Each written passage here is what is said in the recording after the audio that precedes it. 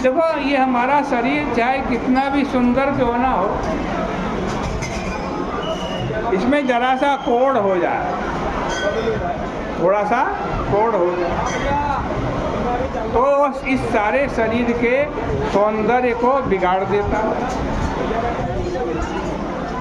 इसी प्रकार मनुष्य में चाहे कितने सद्गुण हो, लेकिन एक लोभ आ जाए तो उससे कोढ़ के समान ही उसके जीवन में दाग लग जाता है। धन तो ऐसा है, देखो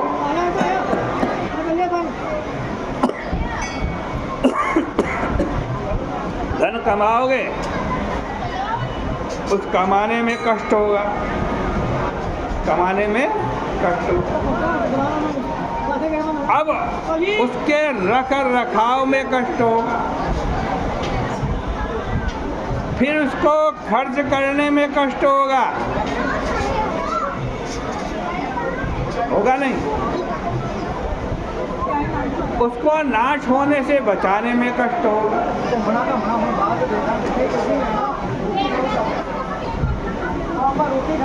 उसका उपभोग करने में कष्ट होगा। तो देखो, धन से जहाँ तहाँ दुख ही दुख होगा।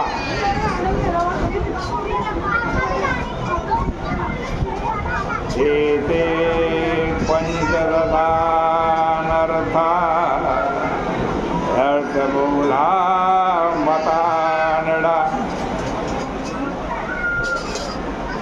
धन के साथ 15 दुख लगे हुए हैं, इसलिए इनसे जरा बच कर के रहना चाहिए। धन के लिए तो हमारे जो संबंधी हैं ना, वो भी शत्रु हो जाते हैं। हमारे मित्र ही हमारे को छोड़ कर के चले जाते हैं, इसके कारण, धन के कारण। ब्राह्मण ने सोचा कि मेरी जिंदगी तो व्यर्थ चली गई,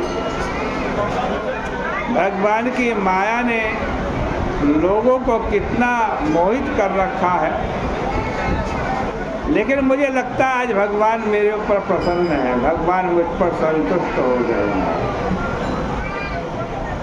क्यों? क्योंकि मैं एकदम दरिद्री हो गया। अब मैं तपस्या करके अपना शेष जीवन व्यतीत करूंगा। अरे, खट्वांग नाम का राजा था, उसने 2 घड़ी में स्वर्ग प्राप्त कर लिया, मेरे पास तो बहुत समय है। इस प्रकार वो ब्राह्मण ममता अहंकार को छोड़कर भिक्षुक बन गया।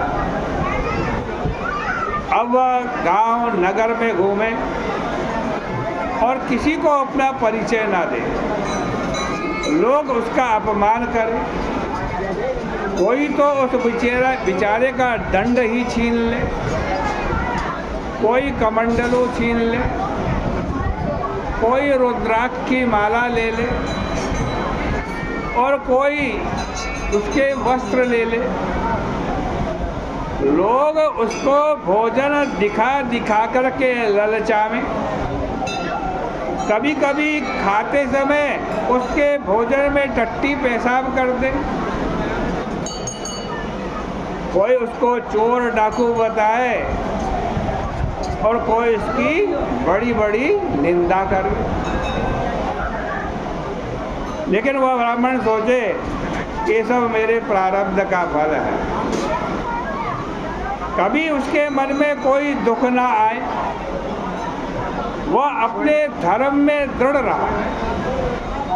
उसने अनुभव किया कि उसे कोई दुख देने वाला नहीं, देवता, आत्मा, ग्रह, कर्म, काल, ये सब दुख देने वाले नहीं हैं। मनुष्य को जो दुख होता है ना, वो कहाँ से होता है? वो अपने मन से होता है। कोई किसी को दुख नहीं देता, दुख अपने मन से ही होता है। असल में जो चीज़ जहाँ जिस समय जैसी होती है, उसी देश में, उसी काल में, उसी आकार में, उसका उपादान भी होता है। जैसे घड़ा है, तो घड़ा किसी देश में है ना, किसी काल में भी है वो। घट आकृति में भी है। घट की उपादान भूत मृत्तिका में भी वो घट विद्यमान है। इसी प्रकार जो सुख और दुख होता है वह जिस हृदय देश में होता है, जितने समय के लिए होता है और उसकी जैसी रूपरेखा होती है वही उसका उपादान होता है। मन के बिना दुख नहीं होता, ये बिल्कुल पक्की बात है। मन के बिना दुख नहीं होगा, मन है तो दुख होगा। दुख का उपादान प्रतिकूल संवेदना वाले मन में ही है। मन ही वृत्तियों की सृष्टि करता है। ये आत्मा तो असंग है भाई। अध्यास के कारण ही सारा का सारा दुख होता है। कामनाओं के कारण ही जीव को बंधन होता है। ईश्वर को कोई बंधन नहीं होता।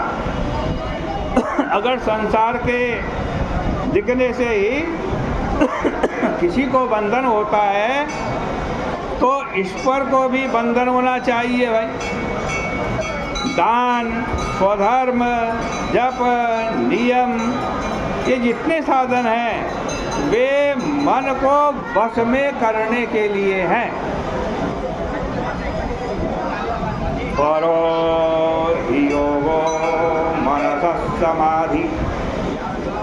सबसे बड़ा योग मन का समाहित रहना है। मन हमारा समाहित रहे, यही सबसे बड़ा योग है भाई। मन को दफना दो जैसे वह मर गया हो अथवा वह हो ही नहीं। चलते फिरते बोलते भी मन को दफना करके रखो, उसको जगा करके मत रखो। जैसे जब कोई मर जाता है तो क्या करते हैं, उसको समाधि दे देते हैं। समाधि देते हैं ना साधु लोग। वैसे ही मन को भी समाधिस्थ कर देना चाहिए। मन को भी समाधिस्थ कर दो। मन में पूरा समाधान रहना चाहिए। जिसका मन शांत है उसको दान आदि का भी कोई प्रयोजन नहीं। वो दान करे न करे, वो पूजा करे न करे, ये जितने भी कर्म है ना, पूजा पाठ यज्ञ व्रत उपवास, ये इसीलिए है मन को समाहित करने के लिए। जिसका मन असंयत है उसको भी दान आदि से क्या प्रयोजन भाई। दान किया फिर भी मन संयत नहीं हुआ, व्रत किया फिर भी मन वश में नहीं हुआ। ये जितनी भी चीजें हैं सब मन को वश में करने के लिए हैं। सारे देवता मन के वश में हैं। आपने मन वश में कर लिया तो सारे देवता भी आपके वश में हो जाएंगे। जो लोग अपने मन को तो वश में करते नहीं और दूसरों को वश में करने के लिए जाते हैं, वे संसार में मित्र उदासीन रिपु बनकर झूठ मूठ विमूढ़